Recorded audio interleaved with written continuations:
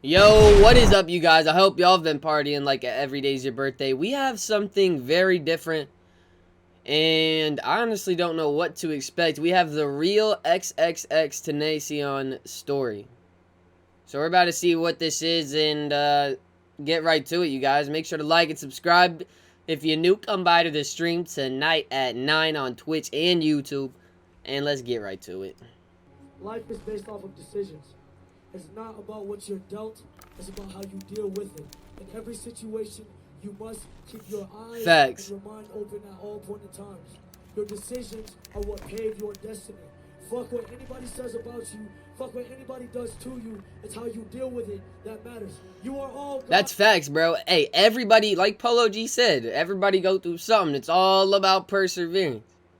It's you choose to put your head down and mop and mope, or you choose to pick your head up and do something. Go work. Of your own. You are all gods. You are all geniuses. You are all stars. You are all super fucking stars. You are all the greatest beings in the fucking planet. You just have to make the right decisions. And that's all that matters. I love you all, and thank you for having me. This is my fucking dream. I love you. I love you all. Good night. Man, I miss X, y'all. Developing right now a search for a killer in South Florida after an up-and-coming rapper is shot dead. 20-year-old Jose Onfroy, known as rapper XXXTENTACION, has died. Dang, I feel like this was yesterday. Jose Onfroy was born on January 23, 1998, to parents Dwayne and Cleopatra in Plantation General Hospital in Florida. Although Jose was healthy, the doctors would notice a problem with his heart, a defect known as a hole in the heart. And although it's common, it did mean Jose grew up being told not to play too rough and would only grow to be 5'6". He spent the first year of his life living with his dad and his dad's girlfriend Tashno Freeman, and Jose's half-sister Ariana. I didn't know that though, y'all. X really had a hole in his heart? That's crazy. I know I've heard stuff about that. I don't get exactly like what it does. I'm not a doctor. I'm not really educated, but I do know it's not just a light thing to have happen. A lot of detail about Jose's early childhood, but the videos on our YouTube have since been deleted for unknown reasons. But here's what we know. After being born, Jose would visit between his mother and father's home until finally settling in with his dad at 817 36th Street, West Palm Beach. This was in March or April of 1998. He was in a Jamaican family, very inspired by their roots and traditions.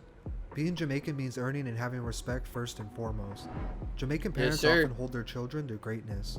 Ariana's mom would be the one to take care of Jose and Ariana for over a year, while his dad provided the income mainly from selling drugs, doing music performances, and odd work on the side.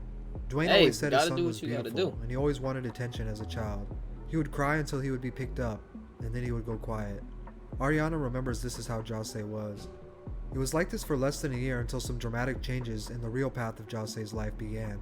Sometime in 1998, Jose's dad had an affair with another woman, having a third child with a third mother. It was only a few months after this video was filmed that Tashna would have enough and call Cleopatra, Jose's biological mom. She asked her to come take her son, and they would meet at a gas station. From there, he would be taken care of mainly by his mother. This didn't mean he didn't have a connection with his dad and Ariana though. They were often visiting on the weekends, and his dad would babysit when needed. His dad loved Jose, and he tried to provide for him even with the new living arrangements. But this meant most of the time, Jose was with his mom living in... I know I'm not talking y'all that much. I just don't know what to say. I'm trying to enjoy the documentary. I'm gonna talk a little bit. I don't know if you expected me to talk a lot during this though, like my normal amount.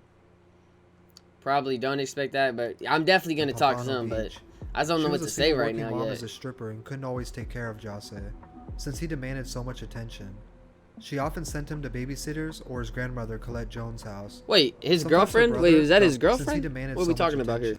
Try to provide for him even with the new living arrangements.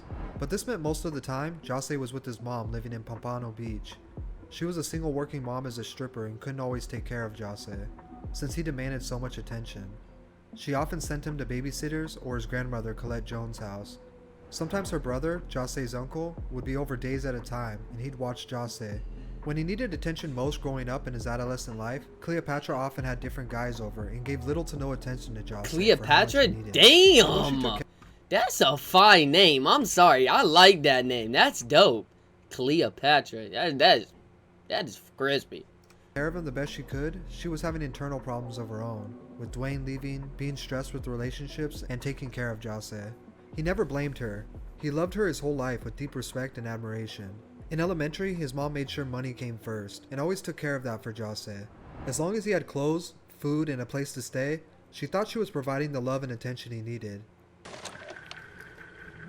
He was mostly the outcast kid because of this, but he had some friends, just different from other kids. He was either respected or feared. Everyone knew Jose didn't like bullies, and he would stand up to them, even if it was for other people. He wasn't afraid to be Yeah, I himself. don't like bullies However, either, y'all. I don't mess with bullies. I got bullied. I got bullied. I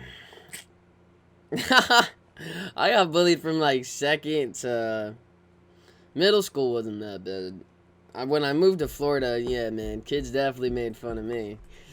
It is what it is. One day we'll make more than they ever will in their life, and they can shuck it. Sometime in 2004, 2005, when he was 6 or 7 years old, two significant events that shaped Jose's future for the worse would happen. Although Jose and his uncle were around each other often, it wasn't always a good thing. His uncle was known to suffer from depression and have outbursts. Sometimes during these outbursts, he would take it out on young Jose, and he would get physical with him. Jose being young, he didn't understand at the time why this was happening. One day while he was at school, his uncle would have an outburst, but this time nobody was around to witness it. Unfortunately, he would take it out on himself. When Jose came home, he was the first one to discover the tragedy of his uncle hanging from the balcony. This event would only feed Jose's anger and depression even more. Just months after this tragic event, one of the guys who sold drugs and was seeing his mother had been over the house. Him and Jose's mom had a heated argument, but this wasn't really uncommon in the household. Jose came out of his room when he heard dishes being broken in the kitchen. The argument quickly grew out of hand and the man got physical with Jose's mom. Jose claims the man would have killed his mom, but he interfered, ran, grabbed a piece of broken glass from the dishes, and jumped on top of the man, biting his flesh anywhere he could, as hard as he could, and cutting him and poking him with the glass. This was the first major outburst Jose had shown, and it was a tipping point. After this, Cleo... Dang, man, I didn't know X had a home life like that. It really, y'all, it really just, it makes me, you know, count my blessings. And, I really hope one day I can help out people that have to deal with stuff like this, man. I hate having to hear stories like that. I never knew X went through that either. Cleo tried to pay more attention to Jose to make sure he wouldn't behave like that again. Over the next year or two, he would soon be leaving elementary school and would increasingly hate being home when she wasn't there. He loved his mom and always went out of his way for her attention. He chased her in his own words. But slowly things went back to their old ways, and Cleo fell short of her promise to give Jose the attention he needed. My mom was going through it at a young age, so she wasn't really able to be there, and it wasn't her fault. She got pregnant again and would give birth to Jose's half-brother. The next years of elementary school into middle school were spent having his aunt babysit him when his mom was gone, and visiting his dad on the weekends where they would go out to eat or the movies. His father was pretty active in his life until this point, but he ran into trouble with the law in January of 2008. Jose's dad had met a man who wanted to buy marijuana in bulk. It was later revealed that the man was an undercover DEA agent. They agreed to sell 800 pounds of marijuana. 800 pounds? Yeah, of course he's a DEA agent, bro. Who's needing these 800 pounds? Dwayne making the connection along with a few others. A full surveillance team had an investigation and seized over 500 pounds of marijuana. He was arrested with 7 others. Dang, so his dad was moving that gas. Or being indicted on March of 2008. Dang. The trial would last until 2009. He was sentenced to 9 years in prison pounds? for money laundering, conspiracy, and drug trafficking. That's wrong. Jose's dad was a prominent figure in Jose's life, and he provided stability. And just like that, he was gone. Jose started sitting online all day with the laptop he got for Christmas, just talking to people and interacting, something he continued to do for years. Around 2009, 2010, Jose was attending Margate Middle School. It wasn't the best school, but it was the perfect fuel for his rage built up. When he wasn't playing PlayStation or Xbox to distract him from the evil shit in the world, he was getting into fights. Bro, I've been fighting since I was a kid. Yeah. Is that all him?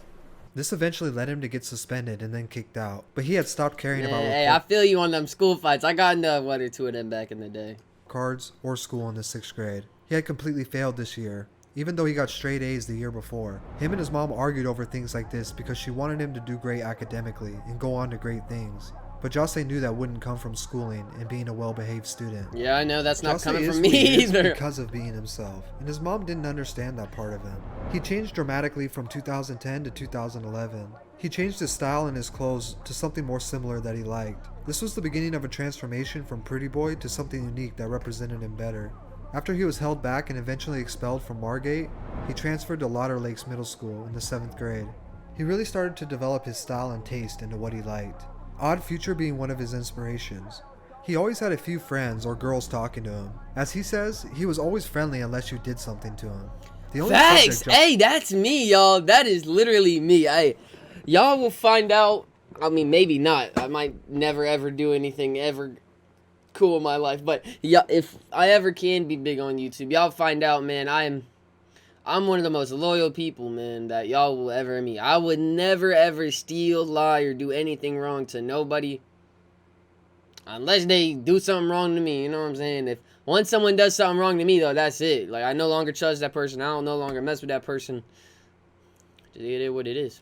Jose actually enjoyed Or I just always got a different view of them from now on. was history. Everything else about school just led to more fights. There's something about fighting that Jose loves. He fought for people who couldn't fight for themselves, but he also fought for fun and the thrill. He also admitted to fighting just to get the attention from his mom, because he knew she would have to give him attention after a fight. But over the years, the strain was getting to be too much for his mom. She would take him to stay with his aunt or friends for extended periods of time. When his aunt saw that Jose was interested in music, she wanted Jose to perform in the church choir. But at one of the recitals, once again, he fought one of the band members who Jose said kept Dang, bugging him. X's He just even need beat to another chill. kid with drumsticks. His outbursts were taking a toll on everyone around him, especially his mom. At church? Over the next He beat the shit out of a kid with drumsticks at church? Dang, that boy year, when he was wild. finishing 8th grade and going on to high school, his mom would officially kick him out, but still try to be part of his life. He was drifting homeless and talks of this time as feeling lost. Jose ended up living with his grandmother, Colette Jones, who took care of him the best she could. She lived in the Owls of Inverary, a gated community popular for drug dealing and gang activity. He met kids in the neighborhood who were older, but he was just about to be a freshman. He was bouncing back and forth between staying at his grandma's and some of his friends' houses he had met in the community. His grandma was very religious. She would wake him up for church on Sunday mornings. She had a curfew for him, and if he wasn't home, the door would be locked. Hey, that's He good. avoided staying there as much as he could and preferred to stay at other friends' houses in the complex. He got into selling weed and taking drugs. He was feeling extremely suicidal. Weed would make him paranoid, so he did drugs like Xanax and Vicodin to numb himself. No, Most of these nights for Jose no, y'all. Do not be doing Xanny. Do not be drinking any walkie slush. Don't be drinking none of that stuff, y'all. Alright? I don't want to see none of that in any of y'all's hands. were spent just finding a place to sleep, trying to forget the world's problems for a night. But these problems would be small compared to what was coming. Arctic in my Please room. enter your jail number at the top. Please clearly state your first and last name Brandon after Day. the tone. Jose, on for Roy. Thank you for using Global Tel Link. Your call is being processed. In late 2012, when Jose was 14, he was stopped by officers was one that, night y'all? and found 21 grams of weed on him. What exactly was that thing? Call is being processed. In late 2012, when Jose was 14, he was stopped by officers one night who had found 21 grams of weed on him. He was indicted and shortly after charged with the felony. 21 grams? God dang, y'all. As a youth, Jose was sentenced to 1 month in juvenile detention and a mandatory 6 months in a behavioral correction facility. Jose turned 15, finished his sentence, and was released. Within a month, he would be arrested again for breaking into a home with several others to steal laptops. It's unclear what he was charged with, as Florida's sunshine laws prevent juvenile records from showing personal information. This is What we do know is he spent this some is actually really interesting to me, you guys. I never knew X's backstory and exactly what he came through and everything he's gone through. This is really interesting to me. time in jail again. This is where he would meet Stokely. We met in jail. Met in jail. And the last met in jail, started rapping together type shit. Stokely had been locked up for minor drug charges, and he went to Piper High School in Sunrise, the same high school Jose would transfer to after he did his 6 months in the behavior program. While locked up, they would talk about how they wanted to hit licks and come up on some money. They even joked about rapping together and would freestyle for fun. This was the same time when Jose would beat up one of the problem inmates who was transferred into his cell a few days prior. He would later speak on this in his famous No Jumper interview after homophobic allegations came up years later. Right after getting out in early 2013, he was enrolled into Sheridan Behavior Facility. They worked on helping the troubled youth. For an unknown reason, he was kicked out at some time and he didn't want to return to finish it. But he eventually would, and he actually gave recognition to them, saying he did enjoy his time there. He would complete his 6-month program and start high school at Piper in late 2013. Piper High School was a come-and-go school with many people and many faces. There were fights and violence, and Jose's friends would try to keep him out of trouble. But this is Jose. Come on, cameraman. Why can't anyone record on school ground? It's like there's a they turned into every week. wavelength that no one would can start to take record. up more of his time was talking with Stokely about rapping. Tragic, sacrifice insanity for best. A little of vanity, more sanity will be cast in half, and I'll leave them half alive in a basket. And if you're not a savage, come to the magic. They picked up where they left off with their conversation. They decided they should make a crew, or something like a group, whenever they hit licks. This was the start of their group Very Rare. One of their friends named Aaron had a snowball microphone and a laptop with recording software on it. Oh, bet. It was like a snowball mic. It was like the cheapest mic you could get. It sit on like 3 prongs. Nah, snowball mics are good. That's how we got distorted music. We actually started making the distortion like to the best of our advantage. So we use distortion in our music. They decided to rap because they enjoyed it so much, and it was an attempt to stay out of trouble. They wanted to make songs as a group, so they had all written down stage names for themselves. Jose was the last one to pick one, but he had narrowed it down to a few options. He tweeted to one of his old friends that narrowed down some of the names he liked. His friend tweeted back, "Are you serious? They're unique, but do you really think they would be a good stage name?" Yes, sir. Jose replied, "I don't give a fuck what others think about the name. Yes, It's what I sir. want." It's what I want. I don't give a damn what everybody else thinks, man. That's what it got to be, man. Once you learn y'all fluff everybody else and you do what you want, you know what I'm saying? Just do whatever you want. That's when you really gonna thrive, because it's what you like to do. I don't know. There's just something different. If it's your ideas, I feel like it's better for you. I have no fluffing idea. Don't listen to me, man. I don't know what I'm Stokely went saying. with Ski Mask the Slump God, and Jose would go by Master Splinter, but shortly after changed it to XXXTENTACION. X was the only unknown numeral that he didn't know at the time, and Tentacion was temptation. Together they made Unknown Temptation. I like that. Although they were still up to no good after school, they really started to consider music as a way out. The group started writing their first songs and would record them whenever and wherever they could. One of their first songs together as a group was Palm Trees. The reason the vocals are so quiet in the song is because they all ditched class and went to the computer lab to record it.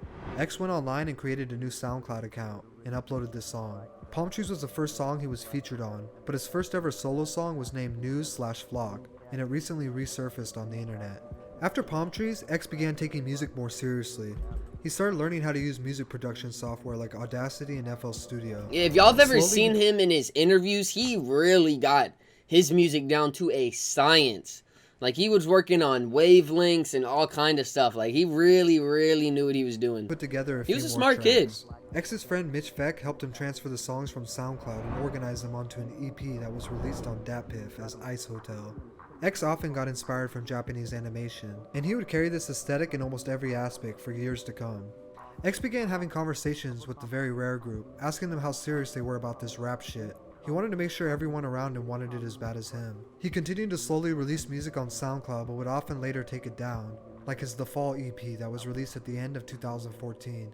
X began recruiting new members to the group, but unfortunately the group's friendship began to strain. X and a group member named Niora would get into a fight, and X and Ski Mask would leave the group to form a new one. As of right now, nobody's in Very Rare except me. Deadass. They named it Members Only. At first the group only consisted of X and Ski Mask, followed by Absent Will, So, who dang, became y'all, I X's never first- knew that. So, X and Ski, like, grew up together. Like, they really knew each other for a while. I didn't know that. That's crazy. Manager. In 2015, they dropped their first tape, Members Only Volume 1. It consisted of songs exclusively by X, Ski, or the both of them. The songs all had a dark and gothic feel. X was starting to find his avenue of music, and he ran with it. Shortly after the tape drop, they started planning their next one. This time hoping to find more members to feature on the songs. They began recruiting rappers from their local hood and the South Florida hip-hop scene. Jose brought together a compilation of artists that it's big. It's phenomenal, bro.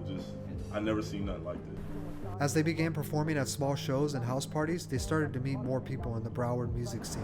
They were finally starting to gain a small following after people heard just how different their music was compared to other music out of Florida. Yes, sir. The unique thing about Members Only was many of them didn't rap. In fact, X never minded this. He stated as long as everyone was doing something to progress the group, whether it was booking shows, doing artwork, or even making clothes, you had a spot on the team. Hey. The group grew to a substantial size of rappers, photographers, videographers, and clothing designers. When booking shows, X often got into it with promoters when he would request 20 people. Hey, He really wanted everyone to eat. Members Only Yo, I can't wait, y'all, till I go to my first concert when COVID's over. I've yet to go to my first concert, knowing I get in when we gonna be eating that. Came out about 6 months after Volume 1. This time the tape featured more artists like Flyboy Tarantino, Enzo, Fuck It, and even a verse from the unknown Smoke Perp. This was a really important time in X's life.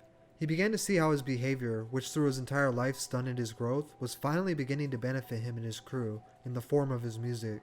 Although he was starting to see the benefits of this behavior, it didn't mean his life was any easier. In fact, he was still fighting and getting into trouble. The group was starting to get recognized as the rowdy kids who started fights.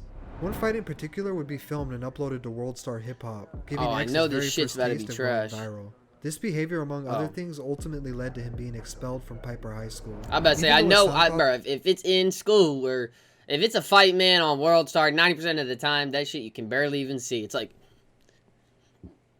nobody can watch. Nobody can record fights. I don't know why. His Twitter had a few thousand followers as a result of the fight videos. He would try to tweet all of his followers and get to know them, networking and making new friends every day.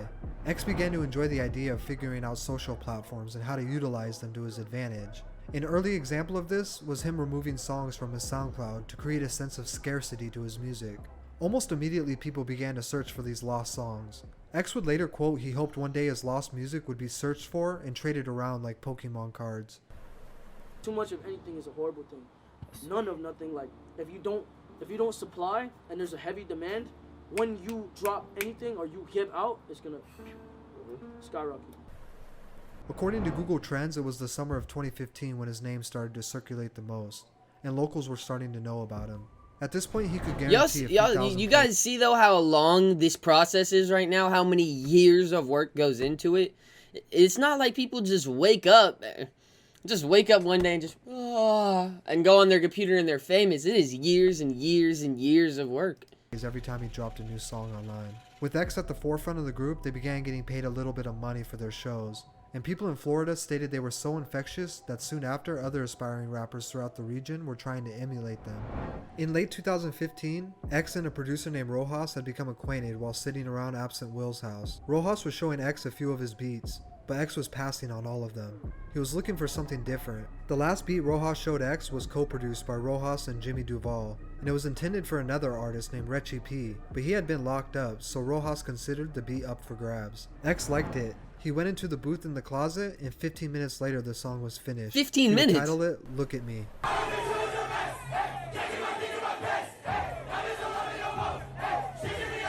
15 minutes, hey. For a generation of kids on the brink of the worst mental health crisis in decades, X's music spoke to them.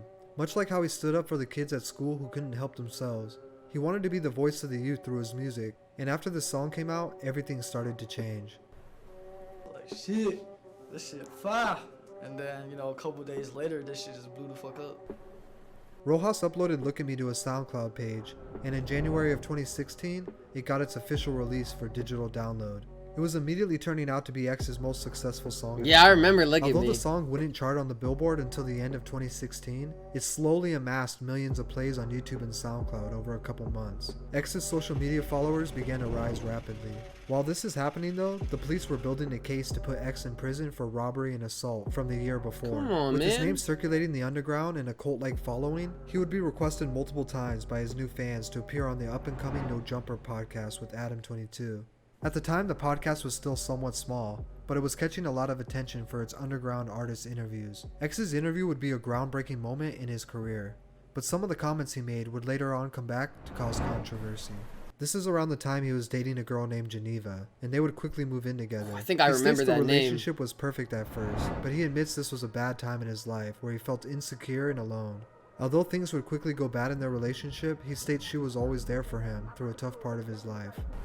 I lived with my ex for like a couple, like almost a year. I was literally going insane, and she was my safe haven. Like I would go to her. She was what I wanted. She was everything for me. Shortly after, X was booked for his 2015 robbery and assault charges. He was held at Broward Regional Detention Center in Fort Lauderdale. He would be held for a few months before agreeing to house arrest. Look, I look like a cyborg, dog. Get off my leg! His issues with his girlfriend Geneva would get worse after she admitted to sleeping with another man while he was away. These events would later form the allegations of domestic violence between the two. In October, he would be arrested once again for these allegations, and he would plead not guilty, but was still held for violating his house arrest. He would stay locked up for over 6 months. Dang, While man. behind bars, a combination of the allegations against him, along with the start of a beef with rapper Drake, would inevitably bring his name in front of a whole new audience. After Drake released a song titled KMT in early 2017, fans immediately noticed it carried a very similar cadence to X's Look at Me.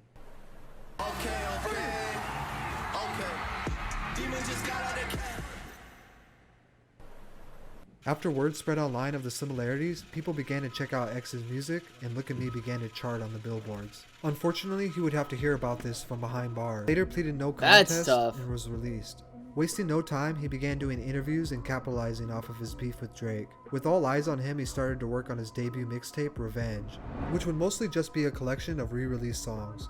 The tape would peak at number 44, and in June, Members Only Volume 3 dropped. He spent most of 2017 releasing music and capitalizing off of the attention he was getting. His charges were still pending from his ex-girlfriend. Yo, he was in jail a lot, but he was smart. He was like a dumb, smart kid, man. He just made some dumb decisions, but he knew it. He was smart. Like, he knew how to promote. He knew the right way to do stuff. He had good morals, you know, looking out for people and stuff. And just a few little mistakes that hurt him on the way, but he really, really, really was. He was woke. But the He was trial woke. kept getting pushed back. After dropping his debut album 17, he had gained a mass following and was breaking out of being considered underground. The album gave fans a real insight to his mind and his struggles. His message was received by fans that they were not alone in this battle. The album shut down all talks of X being a one-hit wonder, and other major artists began to co-sign X and recognize his wide range of talent. He was being considered the voice of the new generation of kids, and he began to make efforts at what looked like change for the better. So I'm trying my best to escape that realm of mind and that realm of thought in order to evolve into not only a teacher, but just someone to motivate the youth and to push the youth in a positive direction. I know how it feels to be around people and feel alone. Like, I'll be around a million people and I'll like still feel alone. He would take...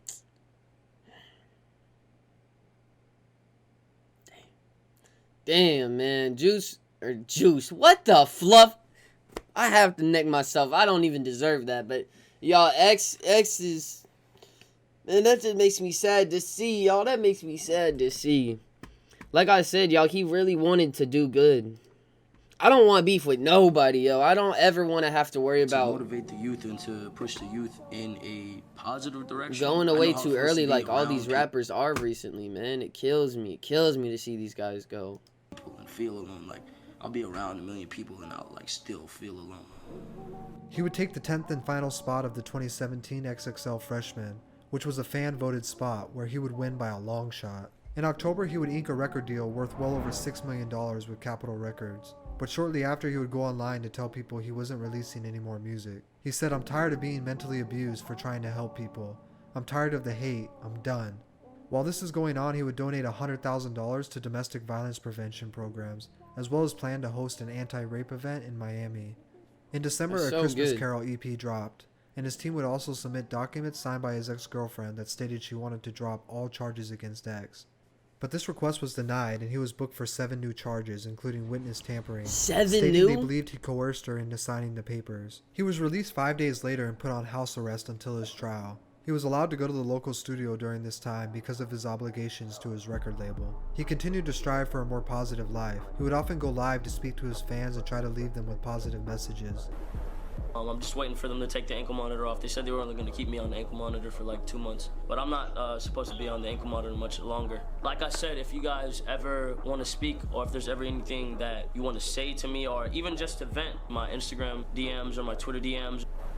He launched his YouTube channel and began vlogging and connecting with fans through it. He also started his Helping Hands challenge, where he would go to different schools and donate items, speaking to the kids about their future. He released his song Hope, which was dedicated to the I hope y'all, my goal is to be exactly that, man. I want to be a light for people to listen to and a voice that people can hear and trust. I feel like there's so many bad influencers and just these role models that people have that are just stupid, and I feel like people are just moving in the wrong direction sometimes, and my goal is to help people, to just be there for people, not even really and help, you know what I'm saying. For his second album.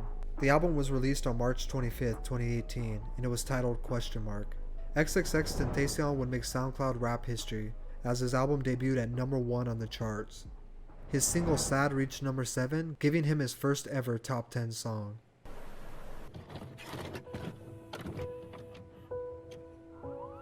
On June 18th, 2018, he was shot and killed in an apparent robbery just outside of Riva Motorsports. He was planning a charity event the following weekend, and it was his last. He was shot and killed in an apparent robbery just outside of Riva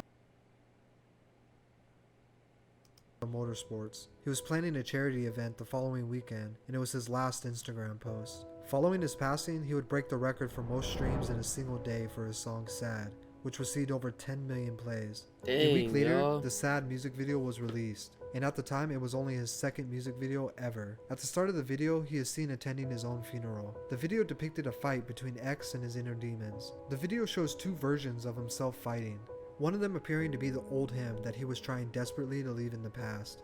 His album 17 would win Best Soul and R&B Album, and he was awarded Best New Hip Hop Artist. In December of 2018, his posthumous album, Skins, he was gonna do so much good, y'all, in his life. Only Volume 4. Just 3 days after X's birthday on January 26, 2019, his son Gekyum Onfroy was born. Although X's career is arguably one of the most controversial of any artist this generation, he passed and was never found guilty for any of the allegations against him. There is no question that X had a past that he may not have been proud of, tracing all the way back to his childhood. But one thing is for certain, and that is he was making efforts to change from the person he was to the person he wanted to be remembered by. He never tried to hide the things he went through, and he laid them all out in the music he created. Yeah, see, I love that about him. He didn't hide from his past. He put it out there and he showed that he learned from it. In hopes that anyone who heard him would know that better days are ahead. What is real will prosper. Special thank you to Jonathan Rees, who wrote the Look at Me book. Guys, I don't even know what to say, man. X left way too early. He really was gonna do some life-changing things in this world. I really truly believe that. I could only have wished he was here now with all the stuff we've been going through to be a voice for people. I wish he could be here, man. I hope you guys enjoyed that video. If you made it this far, like and subscribe, because I appreciate it. And make sure to come by to that stream tonight. But y'all have an easy day. Deuces.